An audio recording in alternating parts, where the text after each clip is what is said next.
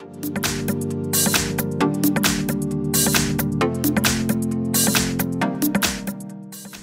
everyone, here we've got Nokia 3.4 and let me share with you how to turn on or off the watermark and how to customize it.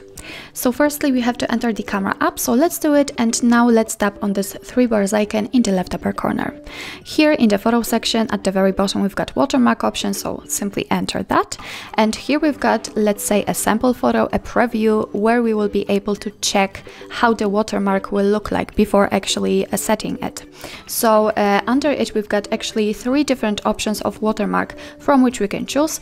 This one is a personalized image, so it means that you will be able to upload your own watermark. For example, if you've created something like that in the graphic program like Photoshop. Here you've got the device information, and after turning it on you can see that the watermark immediately appears right here, and it will be just your device's name. What's more, we can set personal message, so let me turn it off, and after turning it on right here you will be able to personalize it. So after tapping on personal message you will be able to enter, for example, your name or surname, or I don't know, maybe the company name, whatever you actually want. I will enter the HardReset.Info, just confirm with OK. As you can see, it immediately appears in the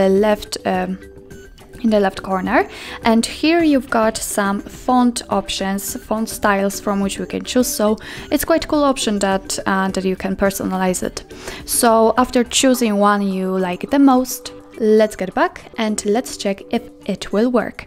So let's take a photo, let's tap on the shutter button and check the preview. And as you can see in the left corner we've got our watermark which we just set, so everything works fine, and actually that's all. If you'd like to turn off the watermark you can do it whenever you want, just by going back, and you don't have to enter this option, just tap on the switcher right here. So actually that's all. This is how to manage the watermark in your Nokia 3.4. Thank you so much for watching. I hope that this video was helpful, and if it was, please hit the subscribe button and leave the thumbs up.